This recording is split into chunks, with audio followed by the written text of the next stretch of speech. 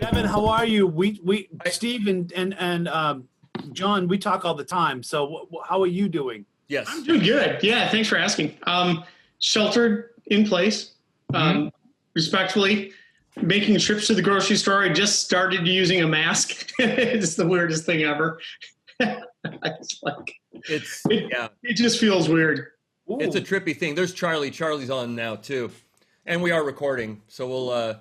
Sweet. Cool. And Devon, are you so you're going to the stores? Are you having stuff delivered? Charlie, what's up, man? Charlie. Give him a second. Oh, he's got to get his audio. You got to get your audio up, Charlie. Can you hear us? Yeah, he's I had the same issue this time. For some reason, it didn't instantly go to.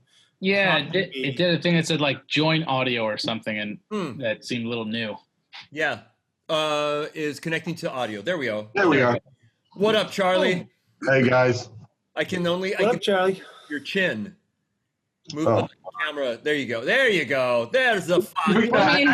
I had it in teaching mode, so it's like, that kind of stuff. Oh yeah, that's right. That's right. Yeah. Hey, by the way, Charlie, do you know Devon Smullen? I know you know everybody else. Do you know Devon? Oh, hi Devon. How are you?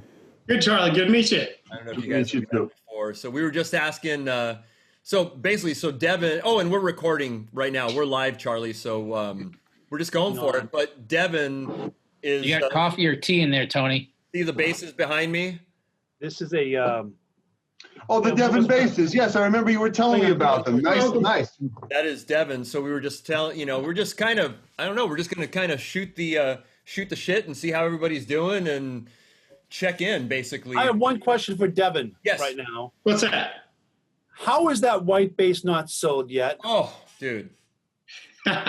What is up with that? Well, I kind of like that white base, and I kind of want to keep it for myself. So I didn't really put out there very much. That is not fair, Devon. I know. What the heck, man? It sounds so nice. All the bases at NAMM that Devon had, that one was my favorite. And Tony, was that the one that you took and you played at the Bass Hang event? Yeah, the first tune. That was nice. Purple People Eater, yeah. Fantastic. And then that's a weird tune, too, because it's got a filter, so. Well, what is that? How was that? Yeah. Say it again. Tell me that. Yeah, okay, that's what I thought. So, but that bass responded with the Delanos. I was really shocked how well it responded to everything. Now, Devon, you had the envelope filter on that thing. It sounded awesome. Yeah, I liked it. Devon, those are the Delanos that are oval, right? The oval. Yep. Yeah. So what is the deal with those? I've never really played with them or messed with them. Are they Alnico or what's the deal with them? I believe they are Alnico 5, and they sound really really big, really rich, and really warm. Okay. I was shocked, actually. They reminded me a lot of some of the older Bart soap bars. Nice. Just really very powerful sounding. You're losing me, guys. Oh, sorry, Charlie. Sorry. Wait, there was a post that Charlie, didn't you just post something that you were able to help a student? I actually had a student ask me a gear question. I could actually almost answer it. Nice. Devon, you don't know me, but I'm a total. I don't know. I've been playing all my life, and I don't know crap about gear. You guys are losing me. No, Charlie he's on it, man. Whatever is lacking in the gear knowledge, he's a monster, just bassist, professor, teacher. I took some lessons from him. He's just, he's the. I just play what I like. I just like you guys are talking about. I'm in. Charlie, want to really get lost? Want to really get forget about the immediate bass gear, recording gear. Oh man. Is times 10, Yeah. But it's fun. Oh, I think it's cool. I just don't have I don't have the mental capacity for it. You will. By osmosis. By basis. Hey, Tony, osmosis. nice rack. Yeah. Oh, you like that? Yeah.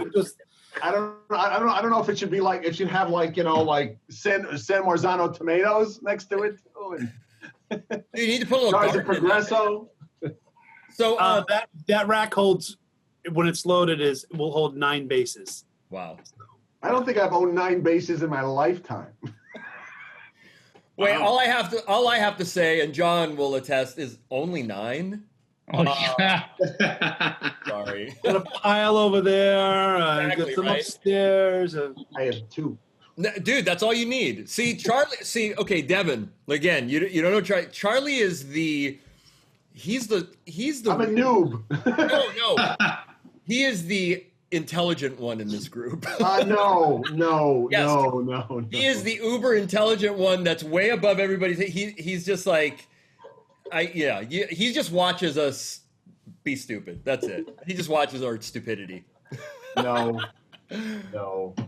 Not that we need an audience, but Yes, exactly. So I know that, obviously the pandemic and everything, I wanted to, let's kind of talk about, because we're all located in different parts of the U.S. And Devon, you're in Texas. Yep. Building custom bases, your own bases, Devon bases. How are you doing? Has it affected? Obviously, it's affected everybody, but how are you doing, and how are you getting through this? Basically, like how are you kind of trudging these waters that we're going through? You know what? I've been shocked. It hasn't been as slow as I thought it would be. Okay. And I think base players actually have more time now to contact me. But it has been maybe a tiny bit slower. I think people are just being more cautious. And I've actually used this time to really work on some of the things that I've been wanting to, like I'm coming up with new designs, nice. Getting my shop set up, just even little things like lighting and stuff like that. Because I'm always just balls to the walls working on getting like bases out the door. Sure. And now I finally have time to just take advantage of this little bit of a lull, I'm hoping, just set up shop and get set up for the future, and so I can scale larger. Devon, a question on that, if I mind. Sorry, Steve, if I cut into you. With you being one of the leading guys right now in the builder world, what are some of these changes that you're thinking about employing into your new builds? Wow, that's a good question. So I've had a lot of innovations going on in my mind for a long time, and I just haven't had time to work on them. Like I have a concept for a short scale I'm working on. You may have seen a little video I had on the quick change battery, and just little things that I want to do. Just innovations. I love that part of the whole building part of it. Just what kind of cool things can I come up with? That's kind of where I'm going.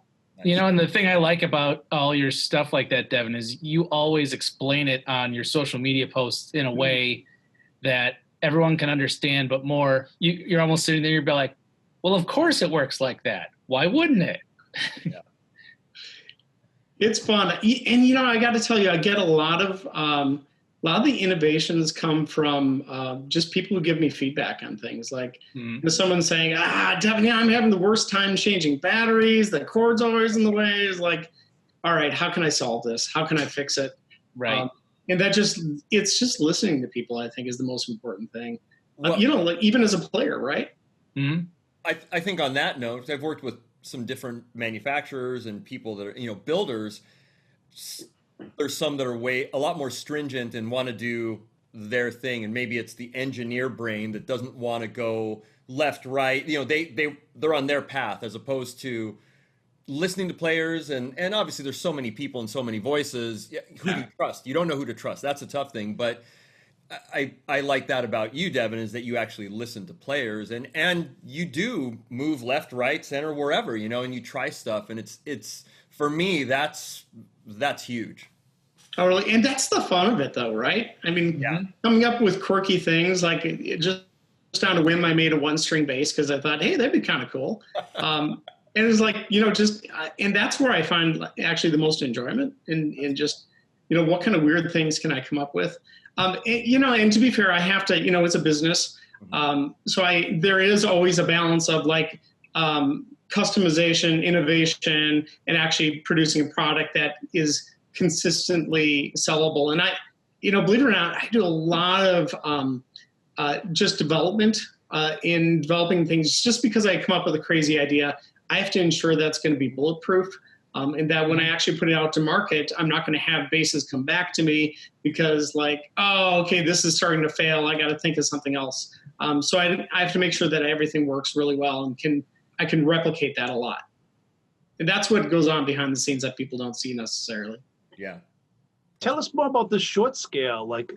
I'm almost anti-short scale. I like as long as defined as possible, but you cannot argue the trends right now.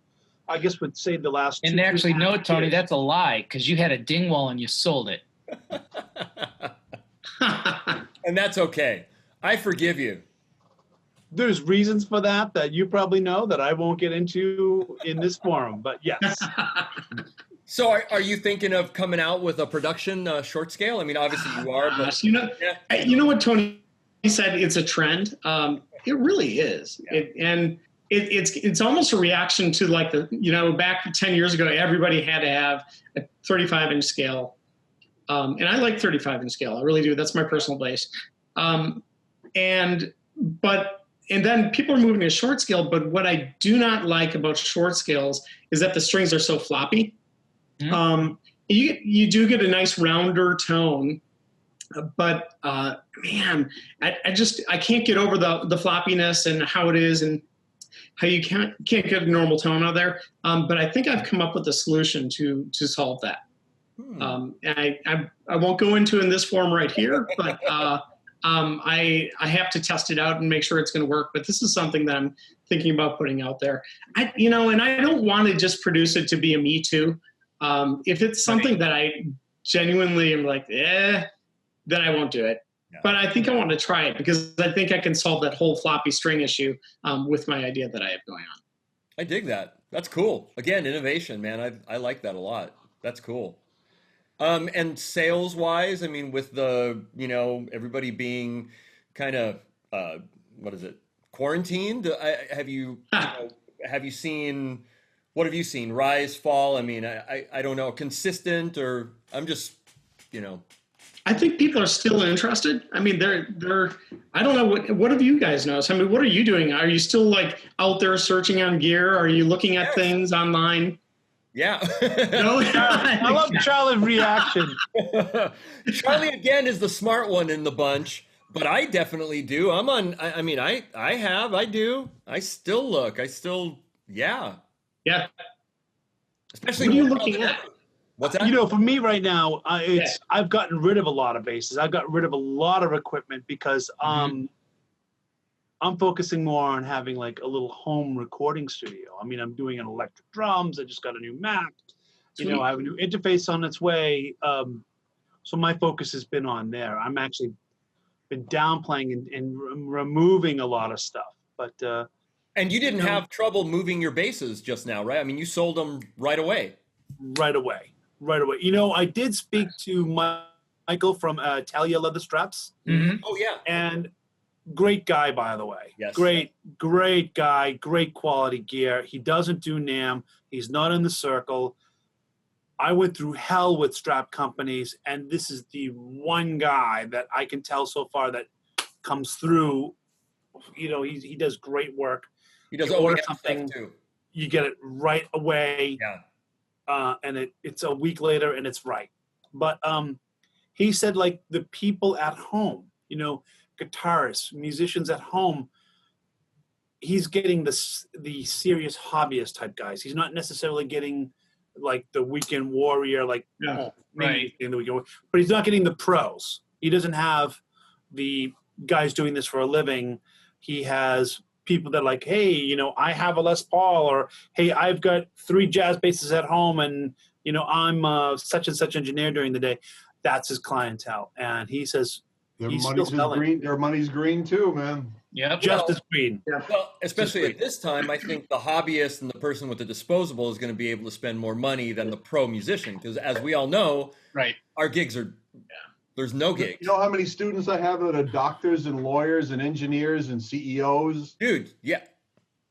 And they study just as hard as the ones that I've had in college are the ones that I've had that are, I've had touring musicians, but they study just as hard. And you know what? They pay. Yeah. Yep. Well, they have the money. Yeah, this is definitely not a knock on them. It's just No. that's what's buying stuff right now. You know. Which reminds me, Tony, you got to help me with sell my Federa. Oh, dude. Ooh. The AJ, the Really? Anthony Jackson? What's that? The Anthony Jackson? I have a 1990 Anthony Jackson serial number 518 with a custom 3 pickup Mike Pope system. Because I've known Mike for 25 years. And he put this 3 pickup with a solo pickup. I don't use it, so I'm selling it. You know, Charlie, what I'll do is this for you. I've got a good reputation and a high ranking on Talkbase. Actually, very good. And let me make my notes. I gotta write the whole. I'd make a joke about Tony on this, but it's actually quite true. He is. He's very, very respected in that community, and as much as I'd like to nobody respects him. be snide about it, I can't. Jesus, so open my mouth. You know, who needs siblings? I have you guys. Good morning. I respect you now. Charlie, I can move that for you. I'll call you tomorrow and we'll get it. But there's a Federa like cult on TV. Oh yeah, and these people are selling them for the price of like a used car. Like they're ridiculous. Mine's like 15 grand. Yeah. Oh, dude, you'll get 10 G's for that for sure. I will address you with everything like that. You're not playing it, or just because your Lakeland endorsement, or the minute I got my 5-string Lakeland, I haven't played it since because the 5-string that they made for me is like any bass, the bass I've always wanted. It works. It just works. There Easy you go. enough. Yeah. So Charlie, you're located where? I'm in Queens. I'm New York City. I'm in Ground Zero right now. So Ground Zero. So how are you doing? I mean, you're on major lockdown more than any of us. I mean, you're how are you doing? I went food shopping after I finished teaching. I went food shopping with my wife. We had the whole regalia. Came home, stripped naked, threw everything in the wash, went in the shower. You know, the whole bit. It's like the Andromeda strain. Now, but you can still go in and out, but you're not allowed to stay out, or there's no regulation. But I mean, I'm literally only going out to get food. Sure. I have some places still deliver. Cool. But I mean, I think 500 people died yesterday. Man. Something like that, some insane a number. It's really scary. The freakiest part about it, now you got to understand, I'm within 30 minutes of 2 big airports, right? So living in Queens means hearing planes. And a couple of nights ago, after I finished teaching, like about 8:30 or so, I went and walked my dog with my daughter, and we're walking and we're talking. And I said, be quiet for a minute. She goes, why? I said, listen. And you literally heard, you heard the TVs in people's houses. It's kind of scary, you know. That's for me, something you don't normally hear in Queens. What's that? You don't normally hear that silence in Queens. No, because there are planes going over all the time. You know, there's cars driving, and you know, dogs barking, people walking their dogs. I mean, I live in a suburban area, but it's still New York City. You know, but you know, for me, I work from home. I mean, I've been doing online lessons for over 10 years. So I mean, what I'm doing. The only thing is that my in-person people now do online. So for me, it's not that big a deal. What the thing that kills me is obviously gigs. Though I don't gig that much anymore because nobody wants to pay in New York City. But it's like, you know, I finish teaching on a Saturday or finish teaching even on a weekday, and I want to go grab a Starbucks. You know, Sunday, you know, I go to the gym or I go out with my wife and do something.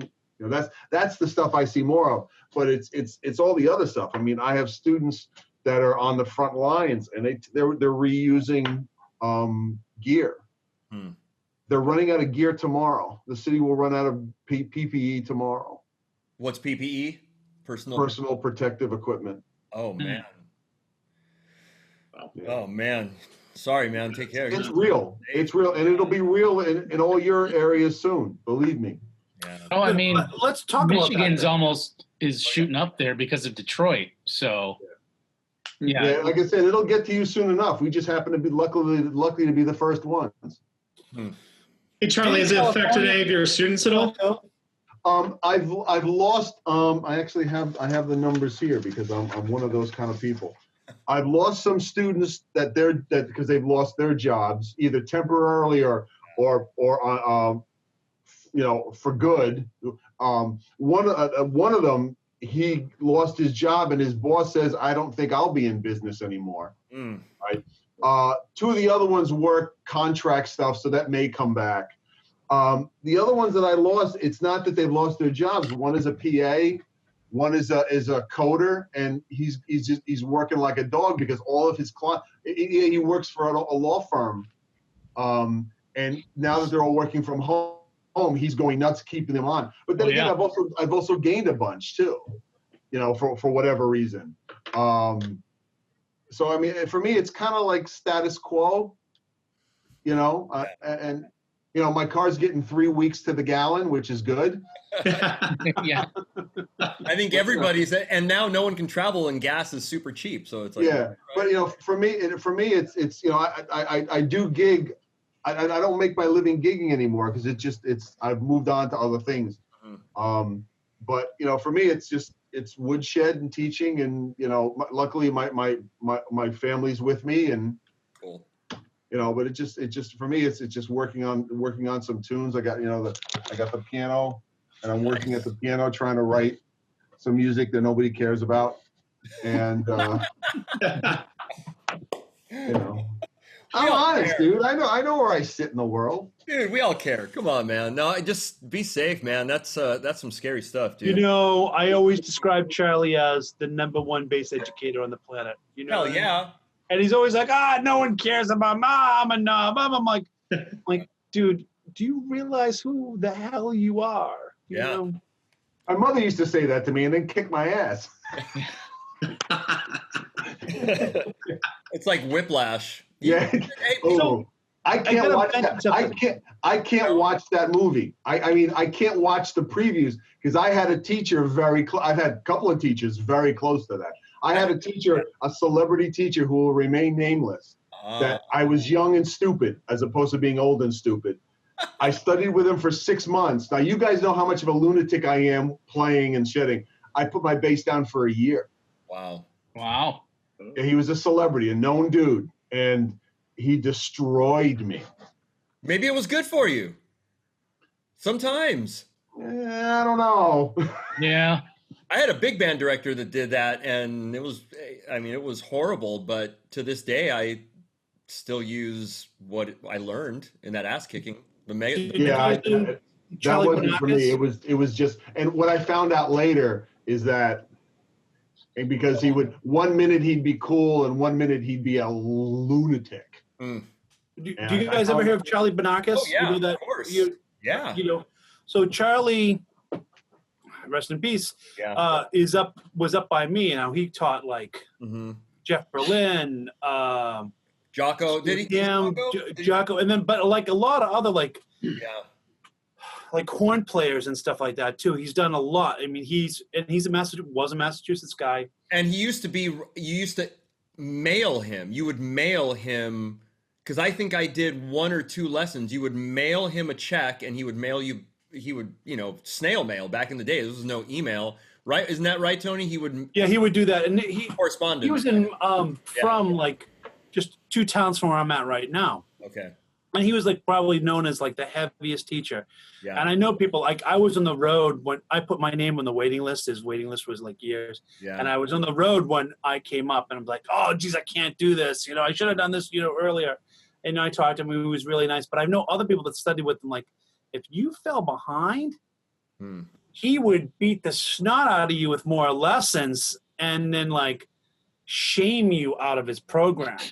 Well, Jeff Berlin is probably one of his more famous or most famous bass players. I think, isn't Jeff Berlin one of them? Berlin, I believe Stu Ham. God, who was that on the Letterman show? Who was that sax player that used to come on Friday nights with the Letterman show? I can't remember his name. I don't know. On Letterman? Yeah, like when the Letterman show was still, Oh yeah. like a lot of jazzers went to it. Was it He Sanborn? was David Sanborn. Yeah, David Sanborn studied with them. Yeah. I believe Chick did too as well. Yeah. Oh, all right. So heavy stuff. Yeah. But he would shame you out, from my understanding. Oh. You know, Well, I didn't get that opportunity. Well, when I studied with Billy Bauer, he kind of got curmudgeon like because he was like 80 years old when I studied with him. But he would yell at you like your grandfather. You know, what's your problem, man? But he wasn't like whiplash. Like he was just like an old curmudgeon. You know. Yeah. But he taught me, you know, so much. And actually, my mentor actually passed away last week. He was another one that would get kind of like, you know, old man begrudgingly. But nothing cruel like this other guy that I'm not going to name. yeah. You know, you didn't walk out like you don't want to play. You walked out. You know, the other guys, you walked out and wanted to play more. Sure. You know, Mm-hmm. I don't see that method at all. I've never used that method, and you know, I don't believe in it. But some people use it. Yeah. Yeah, I'm really curious. You know, you're doing a lot of your lessons online now. How much do you think this change is going to end up just taking and being permanent? Well, the thing I find when I talk to students, even if like students, I have a lot in Texas. I've taught on 6 continents. All right, is that I'll get a lot of like, well, you know, I like the in-person, this and that, and I'm like, okay, first of all, I've been doing this for years. I get, especially when I double bass. Oh, you can't turn double bass. I said, yes, you can. It's the student's perception, and usually I can break that. Whether it's going to be more of this, I already do a lot of this. The only ones I don't do are actually local Queens people that want to come by, you know. But I think it's going to be. How do you break it? How do you break that perception? I do like a 10-minute trial and say, this is what I do, this is how I do it, this is what I can't do, this is what I can do. I mean, I have a lesson plan that I've done over the past 35 years. That's awesome. And I just worked it for, you know, online stuff. The only thing I can't do is play with them. Like if you're here, you know, and we're blowing over changes, I can chord, you know, can't do that with them. So I have other ways of doing it. And one of the ways I do it, especially my foreign students or the ones that say on the West Coast, because of the difference in the time and stuff, I have them send me videos, show me what you're doing, you know, after the lesson, and I'll critique it, or send me a sheet, you know, you wrote something out, fine, send it to me, I'll critique it, send it back. So it's almost like a correspondence course half thing. Okay. But it's a definite. My lesson plan is definite. How can I put it? Definite concepts and definite milestones for the player, and regardless of the level. I mean, Steve has done it with me. He knows. Yeah. And you know, it's definitely set. There's no. The thing that makes me crazy is I had a student that started with me when he was in middle school. Talented as all hell, just amazing. Just could build a bass line in middle school that would knock you on your ass. Just really knew what he was doing. And he eventually, I worked with him through high school, and he went to college and he minored in music at someplace in Pennsylvania. I forget. Cortland? Yeah, I think it's Cortland. And he would still study with me on and off because the bass teacher he had was a New York guy, and he would just be like, he'd show up and say like, let's try this today. He's paying like, you know, how many $1,000 a credit? Right. The guy's like, let's try this today. What? Yeah. it just blew me away. You know, I mean, I'm expensive enough, but you know, college credits are stupid. Yeah. Mm-hmm. You know? So I've really tried to set up and whether it's in person or not, but the remote one, you have to work a couple of things. And one of the things I have is a movable camera. So if I need to show a hand or if I need to show down the neck, that kind of stuff helps. Yeah, you got. Especially when I'm teaching something like slap technique. Yeah, I slap guys. Don't make fun of me. Oh, dude. I slap like a gorilla. My technique is the worst with that. So I studied with. He does everything like a gorilla. Come on.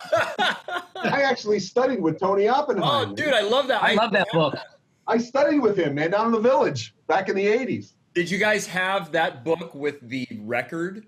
When I started with him, there was no sound one, right? Oh, okay. And then the sound one came out, and a buddy of mine copied it for me. And Tony got mad. He goes, "You owe me $1.50." I'm like, why? He goes, "That's what I get for the sound supplement." That's a great. I had to pay him $1.50 extra. That's a fantastic. he really wanted the $1.50. Yes. It's like the movie. Where's my $2? Just thinking of that. Yeah. It's a great book. It really is. The method that he does is really good. But the problem is I don't like his execution because everything is an E, everything is an A, and he doesn't talk about what I think is the most important thing is how to play over changes. 99 times out of 100, unless I'm playing a cover tune, I'm looking at a set of changes and I'm deciding to slap over it. Yep. And guess what? If it's an E flat, You're screwed. I took 4 and again, you guys know Randy Coven. Oh, dude. I know Randy Coven. Yeah. I knew Randy for years. I took 4 lessons with the guy because I wanted to see what it was all about. And I asked him that. I said, "What happens if you do a funk line in E flat?" He goes, "I just don't do a funk line in E flat." He was fantastic. I love that his video was so crazy, but he was a little out of it, man. Poor guy. Personally, he was not. I walked in there making sure he didn't know who I was, what my education was, because I was teaching a lot in Queens, in a store at the time. I took 4 lessons with him. The first time he showed me something, I showed up the second lesson and I expanded it to 12 keys. He got mad at me. The 4th lesson, he was drunk. Wow. I sit down and he's got a line of beer bottles. I'm like, I think I'm done. Oh, that's good stuff. Though, he was kind of a badass. Like, so in that time period when Randy was doing his thing, man, I was way into the shred thing myself. Like, at that time period, you either went... Funky Tender is a great album. Yeah, dude. Funky Tender is a great album. Yeah. I kind of look at this like bass players went either jazzy or they were like shred heads, right? Yeah. At that time. Well, Randy was like Dave LaRue. Like he had, he had that ferocity. He could play the chops, but he knew what he was doing. He was really technical, Yeah, a little too pentatonic heavy though. Everything was kind of like, In fact, what a life. Oh man. So John, GHS strings, how are you guys doing? And you're in Michigan, so how are you doing out there, man? I mean, I think Michigan is pretty high up there on the infection. Yeah, you guys are getting hit more. I noticed that. Yeah, we're getting hit. Detroit's just getting destroyed, and a lot of it's because of the low income. I think over there this whole thing's really going to hit us more infrastructure wise than anything else. Yeah, and I mean right now it's proving it, but I want to say that's where most of it is. In Kalamazoo right now, I'm lucky that the apartment complex I'm at daily posts a notice of positive cases and deaths. And right now, I think the last one I looked at, which would have been a day ago, I think we had 20 cases and then 1 death in our area. So I mean, that's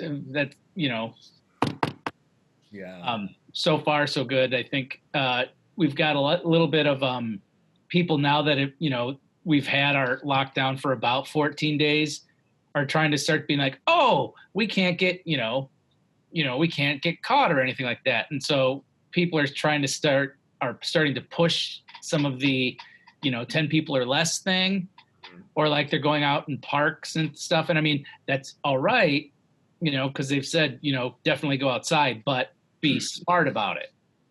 And I think that's what people are being a little more brave than smart right now.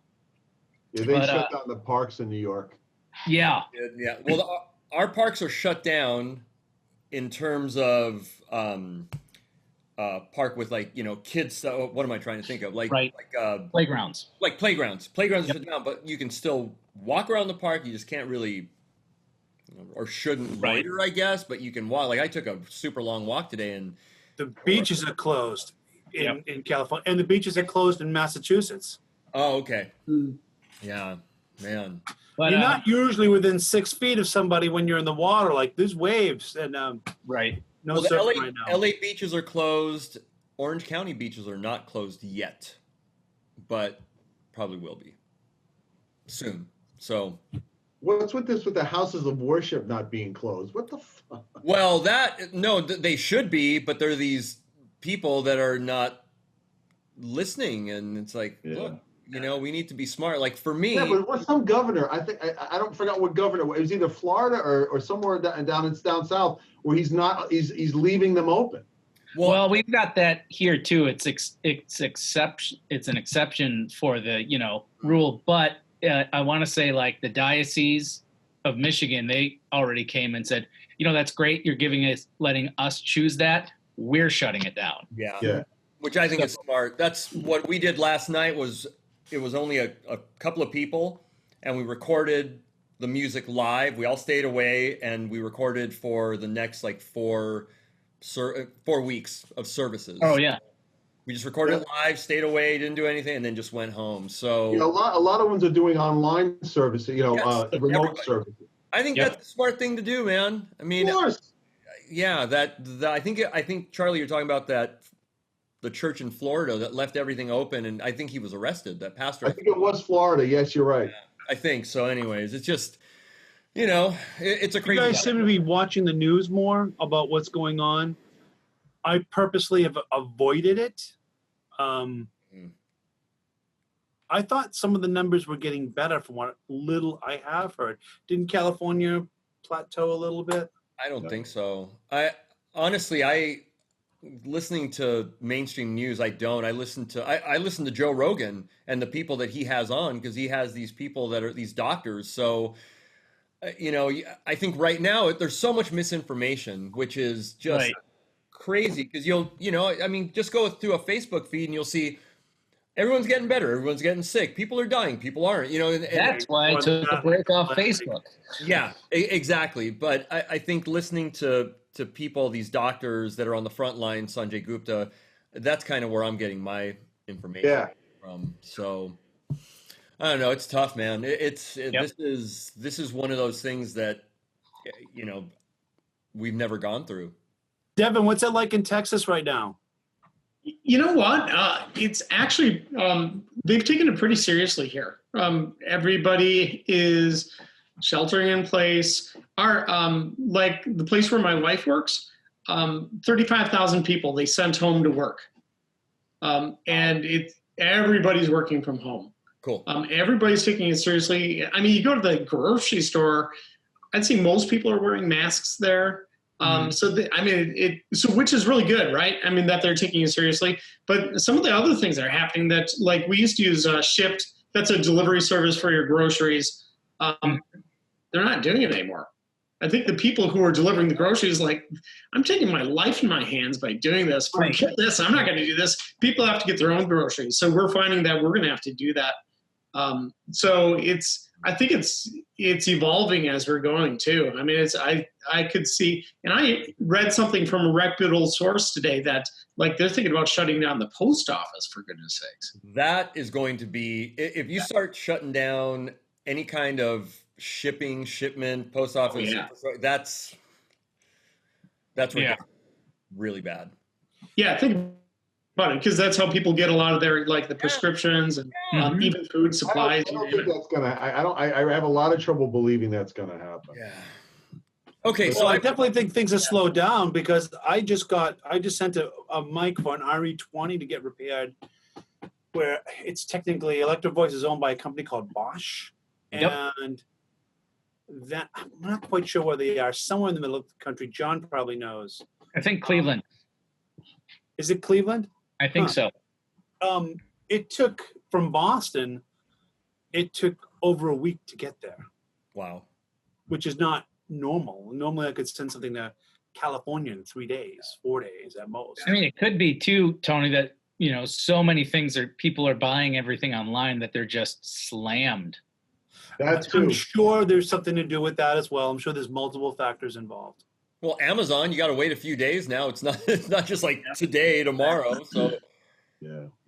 Oh, that's interesting funny 'cause too. Amazon eased up on their, they put a moratorium on buying other things or shipping other things that weren't, health related okay. and stuff. And they finally eased up on that this past week.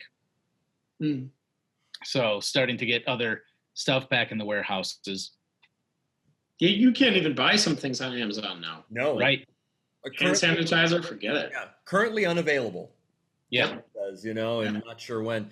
So, okay. So I raise a question. We were all at NAMM. Oh, dude. Devin got sick. Dude, there was So yeah. Bob Potzik. I'm sure some of you guys know him. Chicago-based player. Sent out a USA Today article that actually just had some straight facts.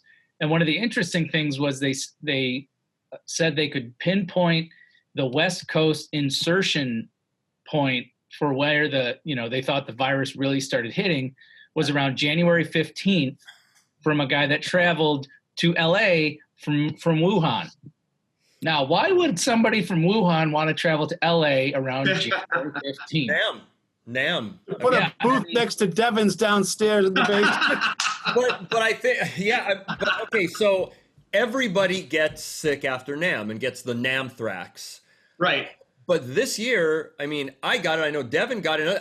It was the worst thing that I've ever had. This was different. Yeah, this is much different. Yeah, it would, if there's after all this, if there was a way to go back and test everybody to actually see how many actually did have a small strain of that. They're actually coming up with an antibody test to actually a blood test to see if you have the antibodies for COVID-19. So there's lots of different strains. I didn't get sick because nobody ever talks to me. That's because Charlie was in Yamaha. But even when I go in the main room, nobody gives a shit. So I just Yamaha's in that. Go to Yamaha, you can do your taxes over there at NAMM at Yamaha, right? I know you weren't in the main room, the petri dish of hell, man. But the Yamaha building was crazy this year. Yeah, you guys were busy. You guys had some good stuff, man. Well, That's great. I love having that separate area. Yeah. So like the Roman Empire, they've got their own place. So you know what? Speaking about Yamaha, Dino did get really sick during NAMM, at the end of NAMM. So Ampeg, there was something over there at Ampeg.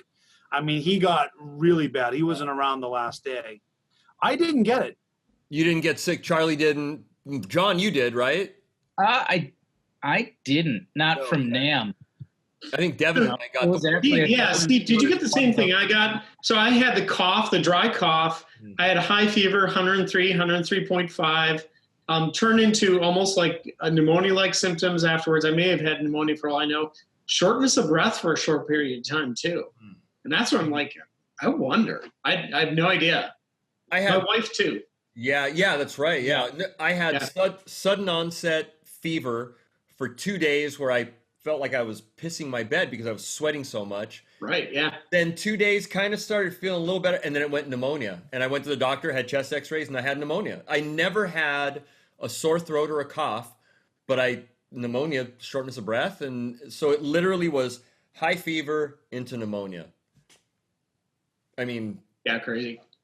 Yeah, so looking at this and being at NAMM and all of us being exposed to all this, I don't know. And I've been listening to different doctors talk and stuff, and they're saying, like, hopefully you build up antibodies. Hopefully all of us have built up antibodies, whether we got sick or not. But who knows? But hopefully we did, and Charlie, Tony, and John didn't get sick. And it's just one of those things you did, and you built up antibodies, and then, but it's scary. And I hugged everybody. I do too. I'm a hugger. True. Yeah, we're all huggers, man. It's like, it's weird. For me, it's really weird to see my buddies and not hug them. Like I just, so. Yeah, it's bizarre. So anyways, I just, my brain keeps going back to NAMM and I'm going to throw something out there. Like, I just had a little chat with my surf group guys. Okay. We had this because New Hampshire beaches are closed now. Massachusetts beaches are closed. so we all took a date, and some of these guys are from Canada, actually. You know, some of my closest surf friends are not even from this country. So we all randomly, like, this is just the other day, we all picked a date. What's the date? When's the date you think things will, like, the doors open, so to speak, they creak open and we can go out and socially. So I'm gonna start with Devon. Devon, you go first. You know, I'm like the oh gosh. Okay. You really want to know what I think? Yes. No one's gonna like this. Yeah. Love it. All right. Hold on, I'm gonna prepare. Yeah, there we go. Go. I think it's gonna be the third week of July. Before we start going back to work. Yeah. I better put this up higher in my eyes. And look at what happened in Wuhan. They had they started actually right around the same January 20th, I think, is when they started lockdown in Wuhan while we were at NAM. And that lasted all the way through. They're just starting to get out of it now. So that's 4 months. Charlie, your thoughts? A year. Wow. Because they're not going to open up the doors until we have some kind of vaccine, because it'll come back in the fall. Yeah, that's true. I'm thinking full, like it never happened. It's going to be a year. When the doors open, when we can go out and, like, all right, and socialize again. Things start easing. It's not like when the weather gets warmer, but then, like I said, it can come back in the fall. That's the big thing that they're worried about. I think it's one of those, from what I've read, I was like, I could see it happening more in waves. Like, let's say things start relaxing end of April a little bit. I think some of the social distancing stuff we've got now is going to be with us forever. Some of the real simple things like the distance and stuff, and some of the things I like that have come out of it are like grocery stores doing like a 7 to 9, elderly and at-risk people. I'm like, really cool. Why not just keep that? Oh, yeah. Like that. But I could see stuff like stuff easing, end of April, early May, slowly easing. But like you're saying, everyone's being very attentive to when things start back, maybe September. Now we have to start looking into clamping down a little bit again to make sure this thing doesn't spread. And the interesting thing on that's going to be, because that's right when school gets back in. So what are they going to do there? Because, I mean, they've already canceled, the face-to-face learning up here. Yeah. For the year, right? For the whole year. Well, for the school year. Okay. So that, that's through June.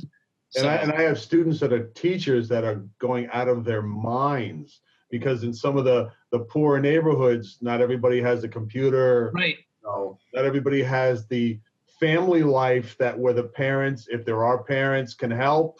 Yep. It's pretty rough. And they're going out of their mind trying to figure out. And some districts, even whether they're poor or not, just don't have the protocols. Yeah. And it's not like going to Jonathan. Okay, Jonathan, you're teaching math. Next year we're gonna get this. Okay, so you have a year to work on it. It's like, no, right. Tomorrow. Yeah, exactly. They're going out of their minds. Yeah. So your turn. Who's You, Steve. You, Steve. Man, I'm kind of with Devon, July? In summertime-ish, yeah. But so summertime-ish, July, maybe we'll see a little bit of a drop-off because of weather in certain places, who knows? But then again, it's like, come December, there's flu season again, virus season again, and it's this virus. It's a virus that's going to, this is SARS-2. Yep. This is COVID-19, but it's a SARS. It's a type of a virus, it's a SARS-2. I mean, it's, who knows? I mean, but I'm thinking summertime-ish. That's where I'm. So I'm going to give a different take on this. Okay. Might appear partially ignorant, so I apologize. No. This is just being a street person, so to speak, and like living in a middle-class suburbia neighborhood out of Boston. in an area where, as Joe Rogan would say, it's cold as fuck 6 months out of the year. Mm-hmm. Charlie, you can kind of attest to this environment.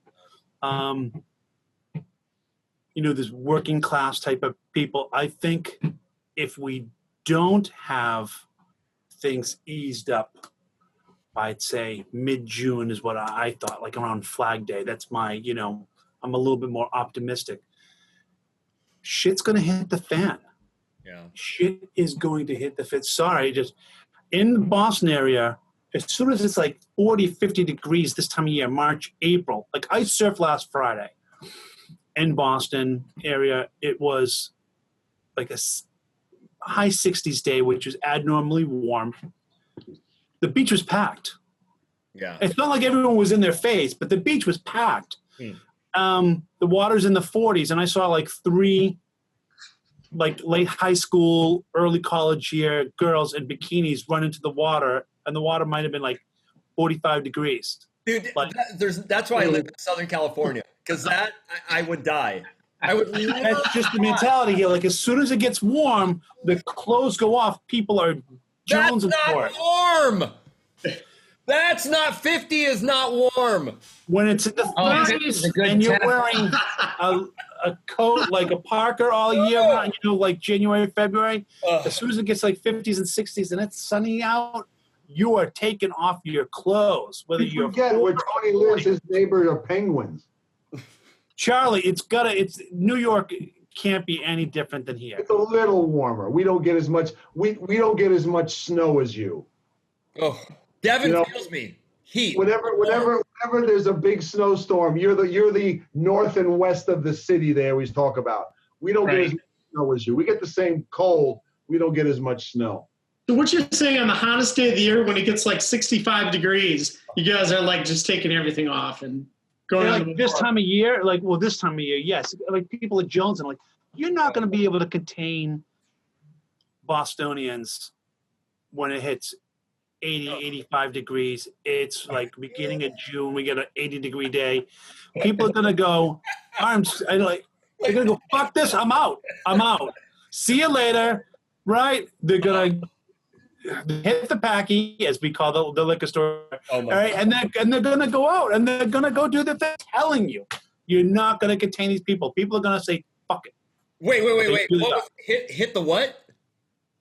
Hit the what? The packy. Hit the packy. That's a Bostonian way of saying going to the liquor store. Yes. Okay. You guys have like state stores like in Pennsylvania? I don't know about that, but I just know what they call them here. They call them the packy. So, Devon, your weather is more like Southern California, like hot. I mean, you're way more humid than we are, but heat. Like, we're warm. Like, we get warmth. We get sun. Yeah, but Devon understands both sides of that because he lived in Wisconsin for quite some time, too. That's I grew up in Wisconsin. Being warm. Oh, dude. Yeah. No, I'm never going back. I hate the cold. Yeah, I'm with you. I used to do a yearly gig up in Mammoth at Whiskey Creek, and it was fun, but I seriously hated it because there was snow and it was below 60. Yeah, I would literally, if I was out by you guys now, I would walk out and I would just crumble and it would just be over. It would just be done. I would tap out. There's no way. I couldn't do it. John knows about it too. John lives in a cold area. He lives just like Boston. Cold area. Yep. Yeah, I would die. It wouldn't be the COVID. It would be the cold that would take me out. The cold vid. I love almost everything about where I live. I love the scene. I love Boston. I love the beaches. I love the coastline. I love everything that educational-wise that it offers. There's more universities there than anywhere in the world, literally. That's true. It's just the cold. Cold. All right. So this winter's been good though. Yeah. Well, hopefully in summer, like here where I'm at, it gets in the hundreds. I mean, it's like 100 degrees in the summer. That is, bring it on. I can't wait. I want it hot. We get that too. We can get 100 degrees. Yeah. Yeah? Yeah. So anyway, okay, so since we have Devon, Ooh. Ooh, look at that. Devon, so I got to tell you, we're gonna go off the COVID thing and talk about gear and cheer up a little bit because it's pretty dismal and shitty with the other stuff, man. But we'll be all right. But I'm glad that all of you guys are safe, and thank God we're all doing okay. So all right, so Devon, you redid this bass for me. Yes, sir. And I got to tell you, man, it's ridiculous. Now, I'm not a 35-inch scale guy, but... Oh, you are? I thought you were. Okay. No, but this bass it just feels comfortable. And it's almost like I can't tell that it's a 35. I just play it and it's just fantastic. Just great. So... Thanks, man. Yeah. Those Nordstrand pickups, they're just awesome. And this setup that you have here is... So I also have this bass. And I shot video today, and I'm going to post it. Oh, cool! Can't wait to see it. Yeah, with Howard's humbucker, but yeah, I kind of like the other one a little bit better. I like it better. Oh yeah, that one has magic in it. Yeah, it does. It does. And Carrie Custom makes that bridge pickup for me, so that the one is regular wound, the other one is special reverse wound. Oh. And I literally cut the ears off of the inner parts of the pickup so I can glue them together. And you get a true 60s and a true 70s jazz bass sound. No, it's ridiculous. With the coil tap switch that's in there. Yeah, and okay, so and then this one I went with true single coils. I didn't even go with noise cans. I went single coils. Yeah, that's right. So, no, it's fantastic, man. I mean, it's so beefy, and I just couldn't be happier, man. I'm glad that we kind of revived it. Were you happy with this one, the way it turned out? Oh my gosh, yeah. Cool. It has such a really nice natural growl to it. Charlie, you're there. Okay, so Charlie, whip out your Lakeland. Let's see your Lakeland. I beg your pardon. I know. It's a PG show, but your Lakeland has this humbucker in the bridge. Doesn't it have a humbucker in the bridge? Yeah, it doesn't look like that though. No, it's one of the Music Man ones, Steve. But it's like a Music Man one. So that's all this is, Charlie. Is it's a humbucker, but it's two single coils put together, which dude, I gotta send you a bass out, Charlie. I have to tell you, I do like that P setup with Kerry's step in parallel. No, this Kerry's P bass pickup is one of. I mean, it's gold, man. It's so. It's good. like one of the only Alnico basses that I like in parallel is with it has his P pickup in it. Yeah. What? Alnico 5 is the kind of Alnico 5, yeah. And if I to get gearish like for a moment, it's what the magnet is made of. Correct. Yeah. There's Alnico 5, Alnico 3, Alnico 2. Alnico 5 is kind of the standard, I guess. Wouldn't that be, Devon? Alnico 5's the standard. And then like Neodymium's been popular the past couple of years. Ceramic. And Ceramic's been always around, which gets a bad rap, which I think Ceramic's okay too. But what do you have in your super singles? What's that? So that's my favorite combination pickups maybe I should get one of them out right now. Yeah, so let me see if I can do this here. Excuse me, folks. Excuse me while I whip this out, right? Something like that. The other innovation about Devon's basses that's just ridiculous. Look at that, Charlie. Look at that. Not even that. Do a close-up of how nicely soldered and laid out that control cavity is. Look at this. Charlie's not even, Charlie, are you even impressed? Charlie's like, I'll have a latte, please. Thank you very much. Look at that. That's soldered. I mean, that's just meticulous, man. It's just that is well done. It's the shit, man. I mean, Devon, you're like I said, you come up all the time in our big bottom little chat group. Just you're the guy. You're one of the guys that's just doing it right all around. You really are. I mean, that's just sincere, and from manufacturing, marketing, just getting it out there. It's just fantastic, man. Yeah, that's cool. Thank you. I don't know why there's not more like this. Yeah, Huh? are those threes? So- Alnico threes? These are Alnico 5. They're fives. Okay. What I did do, I played around with the 3s. I like the 5s a little bit more. Yeah, the threes are going to be a little mellower sounding. Fives are going to be a little. This is this big single. They're both singles, true singles. I prefer singles all the way. Yeah. We just took the neck.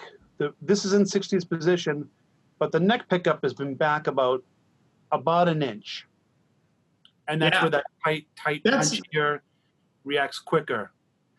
But I wire it in series. My pan pod is bypassed.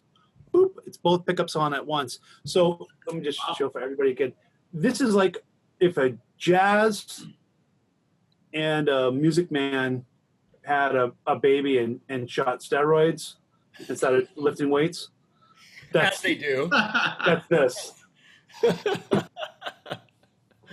Nice. Nice. I didn't realize your pickup positioning, the neck pickup was so far back.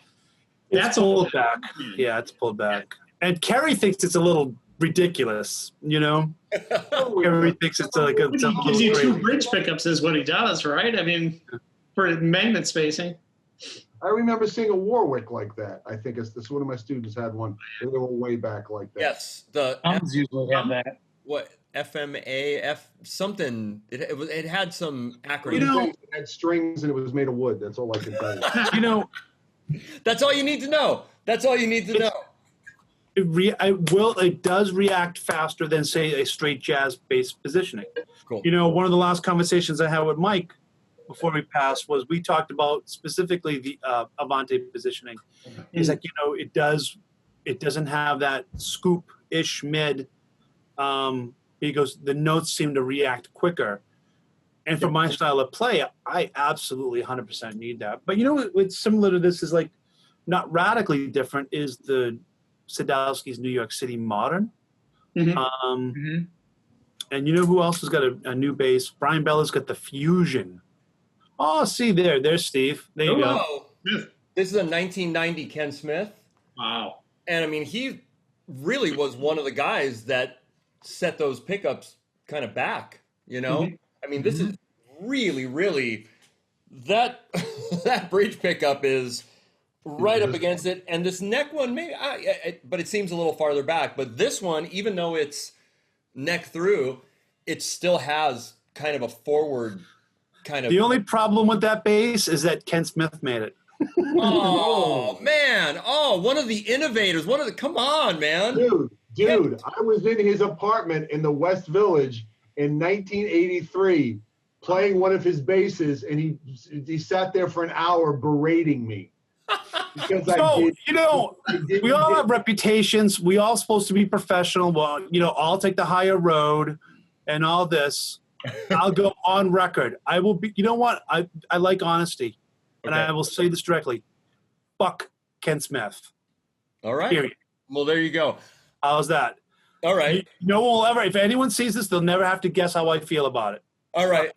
Yeah. I just think for innovations, he was one of the guys that, you know, started making his own stuff, his own brand. Made a great bass, but dude, he was really rude to Jim Meridian. When Jim Meridian first, I don't know if you guys remember him because he dropped off the map.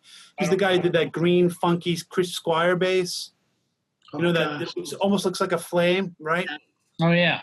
Jim was a good friend of mine, and his son, John, does all the work on my instruments right now. He's the guy who does it. I mean, I've known these people literally my whole playing career, right? When Jim first got, I don't know if it was an investment or whatever, but he got his first NAMM show. His first NAMM show, he got like a big booth, like a 10 by 20, you know? This is just one out of a few Ken Smith stories. And again, I don't care who says this. I don't care if any Ken Smith, you know, artists hear this. I don't care. This is straight dope. I'm Boston right here, right now, right? He walked right over to Jim and said, who the fuck are you to have this booth on your first show? And Jim's really nice, and he took like the high road. I would have been like, get the fuck out of here. Right. Sorry to drop all these F-bombs, but you know, Well, yeah. I get it, man. I mean, yeah, that's not. When I was a modulus in Dorsey, too, Yeah, I'll just say another thing. I don't want to bogart, but I remember I was talking to EBS at the time, looking at EBS stuff. And some people might know Ron Randall, right? You know? Yes. Oh, yeah. So Ron took me over, and Ron was like, okay, you know, I know you with modulus, but let's try to they were sharing a booth with Ken. He goes, let's not let Ken see that. I'm like, why? Who cares, right? This is before I knew the Jim Meridian story or whatever. I'm like, what does he care? And then him coming over and goes, what's that foreign thing in my booth? That's what he said. And I was like, I was taken back. I was a lot younger. You know, I was like, what is this? So, no, he's a douche. No, man, it's, you know, that's, yeah, probably could have been handled better and nicer. You know, I don't know. You got to be cool. So there you go. Okay, so back to Devon. This red bass, 34-inch scale, has one of the meanest B strings, dude. Killing. So, and I know that we always talk about stuff, and I don't know.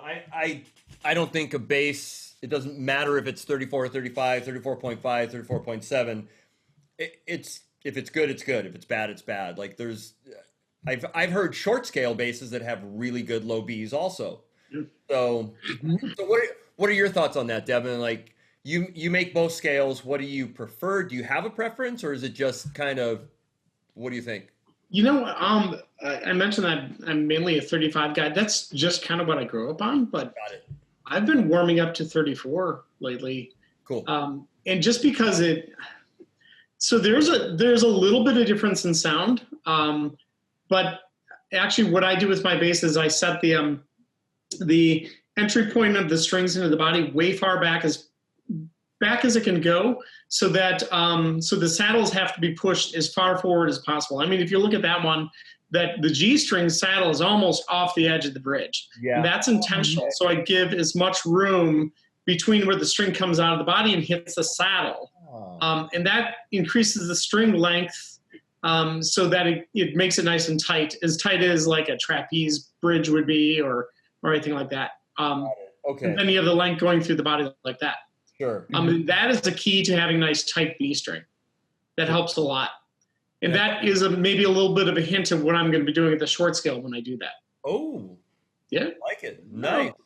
I think John could comment on this part. Yes. For this is like, I think string tension makes a big deal if you're going to go with the shorter scale, you know?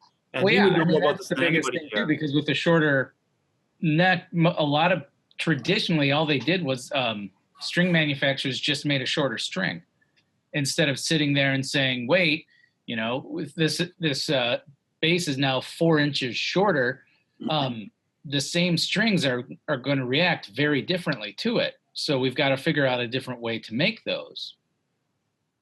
So that's actually what I've been the past couple of years as I've had a chance to look into it, is kind of go into that and look into all of our other short scale stuff, saying, okay, which ones are working out? What ones are not? What can we do to, what are some things we can do to edit these so that those problems aren't there? Because, it's interesting, Devon, because I talked to Pete Hilton a lot about this, because Pete's actually, he's a great builder. Yeah. Oh yeah. Well, he became one of my best friends because, he and I are about the same age, but we grew up probably a half hour from each other.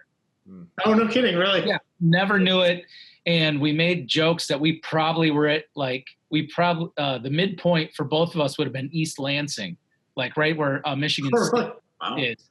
And so we've made jokes that we probably ran into each other at bars there, at times. But no, he and I talked about this a lot, because Pete does 32 and 36 scales. He doesn't like doing 34s. Wow. 36, really? Wow. Okay. Yeah, I think that's a offshoot from working with Carl. I was gonna say Thompson. Okay. Yeah, that's his thing. But no, Pete and I talked about that a lot, and he would talk about all the stuff that like Carl would do in terms of design things to fix a a floppy string, because the string companies at that point wouldn't listen to the small builder kind of thing. They're just like, well, no, these are just the strings we have. And so that's where a lot of these bass innovations have come from. Some of it, back in the day, mainly out of necessity to make these shorter strings useful over anything. So that's what I've been trying to say, like kind of what you do when you make these, improvements onto your instruments based on, all these players saying, man, if I had this or this, or this, and it's kind of that same thing of somebody saying, oh, well, this string's so floppy. I'm like, well, I'll try to get past that. Be like, no, tell me what's it really doing that you're, floppy is a very generic term. What exactly is it not giving you right now? And if we can get that, then that's something that I can start looking at saying, oh, well, if it's because of this, I could probably increase the core diameter of that, but keep the same ratio of everything. And it'll still be like a 105, but now it'll be a 105 that doesn't feel like a 90 on a short scale. That's fantastic. And it's all playing with the core thickness and the wraps and everything like that. Yeah, that's an innovation I've yet to get into. We should talk more about that. Oh yeah, I mean, I can get like super heady. I can make poor Charlie just fall asleep. I think we're doing a good job. I was just thinking about like poor Charlie. Sorry, Charlie. Yeah. So I was going to say that John, your Hilton is 32 inch scale. He's got this beautiful bass. Yeah, look at this thing. Yeah, this one.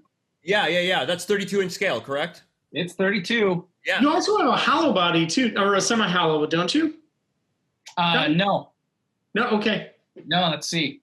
No, this one's all done, but I want to say I think Pete said it's 7 pounds. Wow. Nice. Wow. Yeah, I don't know. It's light. But I've heard you play it. I've heard recordings, and it just sounds fantastic, man. Like Pete. Well, Pete and I did a lot of work in looking onto some of those things, and I did a little cheating too, because I looked into some of our other private label stuff, because we've made strings for a lot of companies over the years. Some we still do, so and a lot of them, that fall under private label. I always tell people, I was like, the first name of that is private, so I can't give anything away. But there was one of the companies that we still make stuff for. Their short scale bass has always been 32 inch. That's what they've called a short scale. They've made 5 strings for decades. So I kind of dipped into those specs a little bit to be like, okay, I know those ones sound great. Why? Cool. And then just find out what? Oh, I found out what it was. It was a huge core diameter. Yeah. Like really? I mean, that increases string length, or what was it? No, the core diameter, what it'll do is it makes it a stiffer string, because if you make like a 130, but it's but it's got like a 24 core as opposed to a 28, that 24 is going to vibrate a little bit freer, but that's where you get that thing of it feels floppier because there's more give, whereas the 28 is going to be a lot stiffer. Yeah. And be able to, but then again, you take a 28 into a 34 inch scale, and that's when you start getting stiff, where you get a choked note. Right. It starts getting thuddy sounding. Almost. Right. Yeah. And I did that. I made actually a 25.5 inch scale once. And it was just tuned 4 steps higher. Okay. So it was what is it? It was a B string used for an E. So it was EADG, but it was 25.5 inch scale. And it was a lot of fun. That's cool. But it would have that thuddy problem. I bet you a thinner core would have helped that. I take it. It would, but it's the it's that dance about, okay, it'll play better and sound clearer with the smaller core, but now it's a lot easier it vibrates more free. Yeah. Really, so then you get the floppiness. Yep. I was going to pick something up to interest Charlie for a second. Charlie, how's this? I'm good. No. Well, we all talk. Go ahead, Charlie. We'll just go. Charlie's being a true gentleman right now. Yes, he is. So, hey, Charlie, so your main bass, Lakeland 35-inch scale 5-string, correct? I have two. I have a 5-string. Well, the first one I got from them was the standard Lakeland 4494. Cool. Ash body. I got an ebony board because I've had ebony boards since 1987, and I don't know enough to change what I do. So, and what happened was I stopped. I had my Federa for years, and I did a gig up. I did a tour up in Canada, a small tour where I had to play electric because of logistics, and I missed the C strings. It was a gig I was soloing a lot, and I didn't know what to do because this one was Swamp Ash, which I know was brighter. I was looking for warmer. This bass, the 4-string, I wanted standard 4-string sound. But I wanted because my sound is different, I think, than any of you guys. I tend to be more around the round and warm sound, and I didn't know what to do. And then I saw a post where they made a bass from the bass player from Incubus. I forget his name, and they used a mahogany body. And I went. So I called my rep. I said, "Can you make me a mahogany body?" They said, "Yeah." I said, "Can you make an E to C?" They said, "Yeah." And they did, and I haven't touched my Federa since that thing showed up. Ben Kenny. Ben Kenny was the bass player for Incubus. Yeah, so they made it. It's mahogany. Yeah, let's see it. Well, he played at the Bash this year. Ben Kenny did? Yeah, he was good. He's fantastic. Oh my gosh, those like Morning View, is that the record? Morning View, there's some killer bass lines on that, man. Just good. Good stuff. Oh, there it is. Nice. Oh, yeah. So what? Clara Oh, and those had Nordstrand pickups. Well, this is what happened. So this is the first E to C they ever made. Wait, that's an older back, though. No, it's mahogany. Is it solid? It's monogamy. It's monogamy. Okay. Okay. Ebony board, Clara walnut top. But what happened is that their pickups are amazing, but it just wasn't warm enough. So Brady McElroy in Texas? Oh, yeah. Yeah, he's a good friend of mine. Yeah, Brady uses every pickup on the planet. So I called him up and I said, "Brady, I don't know anything." I said, "This is what I got. This is what I want." He said, "Call Carrie Nordstrand." So I said, "Carrie, this is what I got. This is what I want." And he said, "Buy these." Oh, the big man. Yeah, good man. Yeah. Yep. And it's warm. It's warm. It's round. It's everything I want it to be. That's what I go for. I want warm. Is that the stock electronics, the Bartolini electronics in there? Yeah. I asked him. I said, "Do I change anything else?" He says, "No." He said, "No. It's a Lakeland preamp."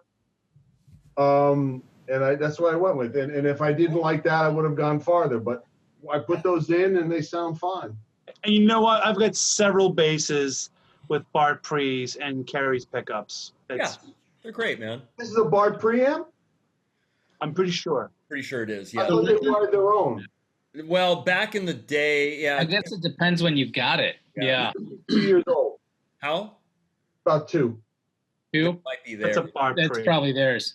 I don't Yeah, know. because I know they wind their. I saw it. I was there. They wind their own pickups, but I think they make their own preamps too. I'm like I said. Yeah. Let me put it this way. I've in the 40 some odd years I've been playing, I have changed pickups twice. and actually the other time was Federa because I wanted them to change the basically what I have is the predecessor to Mike Pope's Viceroy. Basically what it is. See, Charlie is our voice of reason. Right, I've done that more times on one bass. I was gonna be like, Tony's done it twice this afternoon. I just changed four sets of pickups. Yeah, exactly. Charlie's our voice of reason, man. But you know what? It's okay. Oh, to learn how to play. oh, oh, Look at this. Whoa. Okay, the story behind this one is as I went to the shop. My kids were raised in that shop, by the way. Really? Because I used to go there every year for setups. But I wanted a bass, and they said, "Okay, and they put me in a room of tops, like 20 tops, and I was like, yeah." So I decided I wanted a light color, and I got this spalted maple. They call it spalted, but it's kind of got a curl. But I found out they only had 2 pieces. Nathan has the other one. Wow. Mm.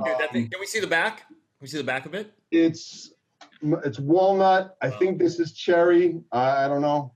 Alder? No, it's walnut. I think this is cherry, based on what they told me. I have to look at I have the. It looks like cherry. Yeah, and so what they did was, let me put the camera down. This is, now I'm telling you this because they told me, so don't get impressed. I'm already impressed. These are the Seymour Duncan Dummy coils. Yeah. And these are in 70s spacing. And remember, because they asked me, do you want 60s or 70s? And I looked at them and I went, what? So these are 70s spacing. And so it's volume, passive tone, bass, middle, treble, or bass, middle, treble, I don't remember. On and off, coil tap, and preamp on and off. If I pull this, these turn off. I have a separate preamp. This is the solo pickup. The collars are bass, middle, treble. Wow. And that's the volume. And this pickup, again, they told me this, don't get impressed. They couldn't make the pickup. So they took, because it needed to be, if I get this right, bridge spacing, but neck polarity, because they were next to each other. So they took a pickup and they put it this way, and it's facing the back. And they put it in, and they said, if you don't like it, we'll get one made. I played it, and I said, why? That's why it has no pole pieces open. Is that a Bartolini? No, these are Seymour Duncan. made Seymour Duncan dummy coil. Wow. Oh, okay. So that Charlie, I want you to do a YouTube video just explaining that. So Yeah, I know. I got you tell that. The things I want to do. Let me just put it away. It weighs a ton. I mean, that's a historical bass. Those Anthony Jackson basses they're sought after like crazy. People lose their minds over those basses, man. Yeah, I don't. That's the best answer. Like, I don't. Oh, now, how many Anthony Jacksons were there before that one, Charlie? That's serial number 518. Okay, so they made a few. Yeah. 1990. Wow. But the Anthony Jackson, I think, came out somewhere in the 70s. I think. No, he made it with Ken Smith in the middle 70s. Mm-hmm. I don't know when the first. I don't know. Yeah, whatever. No, that thing's beautiful, man. The thing's killing. It's the same year as my Ken Smith. It's the same year, 1990. Yeah. Yeah. Weighs a ton. Yeah. It's heavy. I did 7-hour club dates with that thing. I don't know how I did it. You know what? I know a lot of guys, weight's an issue. I kind of like a little beefier bass. I like beef. But that's not beefy, man. That's a ton. That weighs a ton. Dude, okay, so the pickups alone, those dummy pickups weigh like a million pounds in and of themselves, and there's 3 of them. So, Charlie, that middle Slip more. Yeah. Hey, Charlie, that middle pickup, is that the Anthony Jackson pickup placing? Because he only has one pickup in. Doesn't he? I know. Never mind then. No worries. I did that modification 99 or 2000. Okay. Because Mike Pope did it for me with Federa, and it was right around the time he was building what is now his Viceroy. Got it. So on weight, I'm kind of glad, Devon, that the Ash with the P double J, it's a solid, man. It's not chambered, like, because you do a lot of chambered stuff.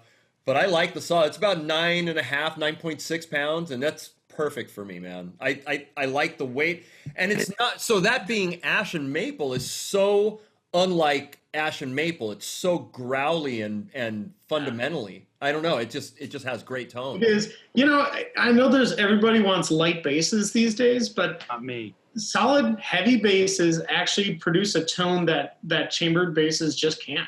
To be honest. It just becomes what happens with the weight is that it starts causing health issues. Because Yes, yeah. I'm serious. I get students all the time with health issues. I spend more time with posture than I do with frickin' arpeggios half the time. Yeah. Because people are either on double bass or on electric because they're tight. I have one student. He's having all kinds of problems. He was playing. Let's see if I can even do this. He was playing, and as soon as he got to around the 12th fret, he did this. Oh. You know, and he was what one of my students calls T-Rexing, and you know, it's some of that can be caused by, you know, I have a former student in Sacramento. At 14, she was killing people. I think she's going to Juilliard. She studied with me for about 3 years. Yeah. Yeah, she called it T-Rexing, and I've used it. Awesome. I love it. But what happens is I think sometimes the weight causes, you know, that kind of stuff. So I understand what you're saying, Devin, but I think there's a point, if you know what I mean. Yeah, absolutely. I mean, I chamber my basses for a reason. Is that issue? It weighs a billion pounds. Yep. This one's about 9, and it's perfect. Like 9 is good. I don't like going under 9. And that probably contributes to this. Like I said, man, for 30. I don't know. Yeah, this low B it's deadly, man. It's amazing. It's a killer low B. Yeah. Devin, show us some stuff, man. Show us what you're working on. Well, here's one that was actually at NAMM. Oh, that was, yeah. This one surprised me. I mean, talking about basses, this is 7 pounds, 6 ounces or something like that. That's so nice. It sounds huge, though. It sounds really good. I was surprised. Because I'm not a believer in, like, super light basses are better. Yeah. But this one, for some reason, sounded really good. And that has all Yate pickups, the Tic Tac pickups? All Yate pickups, alder body. Nice. Bird's eye maple neck. Yeah. 34-inch scale. Passive. Yeah. Yep. Solely passive. Doing the magnetic, cover system on this one too. So pretty cool. So rad. So clean. Can I tell you what helps with the heavy basses? This is the shout out to. I know Steve's playing them too. John, they do custom lengths, by the way. Oh. If you can see that logo. I can't. The dark strap. Italian leather. Oh, yeah. They'll do OEM, Nice. man. Yeah, Michael, good dude. Killer. Just great straps and fast. There's 4-inch wide straps. Yeah. John, I know you like a set length. They'll do whatever you want. Yeah. But Devin, they do OEM. Like we were talking with them, maybe doing some GNL stuff, but they're fantastic. The guy is like, he's awesome, and they're in like Central California, and That's cool. yeah. I've You're doing actually had other strap people approach me and not super reliable, but that sounds good. I'll look them up. yeah. Fibbing on that one. No way. know. Devin, I know what you're talking about. Yeah. I concur. I agree. Yes. But Italia is great, like Tony said, and yeah, so Cool. That's awesome. well, let's so let's do this. Devin, where can they find you? Where can the people find you? Oh, devonbase.com or on Facebook Cool. or Instagram. Devon Bass, Devon Smullen, SMU. Yeah, Devon Smullen on Instagram, Devon There's Base a on. nice Devon thread right now on Talk Bass, the Devon Music What is Group. So yeah, it's just so you know, wow, there's a lot cool. of stuff on there. Yeah. Yeah, people are very kind to me. I appreciate it so much. Well, they're kind to you because you make some badass shit, man. It's good. Thank It's good. It's beyond good. It's fantastic, So yeah. I gotta tell you, I just love going to NAMM and just meeting the players. That's the best part. And you get to meet my wife too, who is by far my better half. So No, Jen's sweet. She's really, really nice. Didn't her title on her NAMM badge this year say the boss? The wife. I think the wife is what she The had. wife. That was it. It should say the boss next year. Tell her that. Yeah, let's be real. Yeah, right. Charlie, how about you? Where can people find you? Social media, or where can they find you to get some lessons? Because I'm generally on Cops, America's Most Wanted. I'm charleysabatino.com. My name is right there. Charlie, and it's By the way, I visited your website and watched some of the videos. Wow, dang, dude. yeah. I'd want to take lessons from you. Charlie knows his shit, man. It's amazing. Seriously. The best. And I'm on Facebook and I'm on Instagram and, Cool. you know. Cool. How about Tony? Tony, where can people find you? Tony Puleo. You're gonna have Tony Puleo 1 on Instagram. You do Tony Puleo, bassist Tony Puleo on Facebook. If you just Google my name, I'll come right the hell out. I so want you to change it to Tony Paleo, but that's not going to happen. Right. Not when I'm eating flan. I know, right? I know. How about John? How about yourself, man?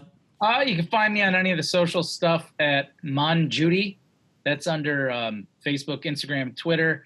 Or you can go to justmoody.com, and that'll have all my stuff up on there, including the new album that I just kind of surprised threw at everybody yesterday. Fucking Oh, fantastic. really? Yeah. Yes. Oh, check it out. Cool. Yeah, it's called The Drought. It's actually cool. My girlfriend does a lot of soundscape, like John Carpenter, background music, movie scoring kind of things. And Cool. so she's been getting into a lot of South Indian films, Really? which actually Cool. they're kind of awesome. I can't lie.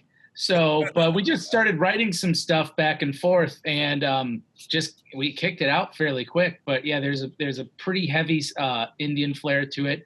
A lot of soundscape, background music. It's not my typical solo bass outing at all, but it's got definitely bass is still featured like at the forefront. So Nice.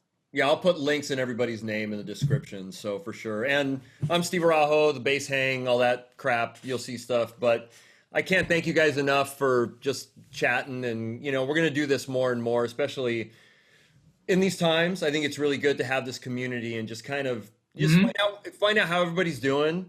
Check in with Thank you for everybody. inviting me. I'm glad. I'm glad I found out. Dude, we're gonna have more, and we'll keep having these. And so hold on, guys. We're gonna say bye to the public. I'm gonna stop recording, but hold on. Don't hang up anybody. But everybody, thank you for tuning in. We'll see you guys later. Stopping recording. Cheers. Big bottom.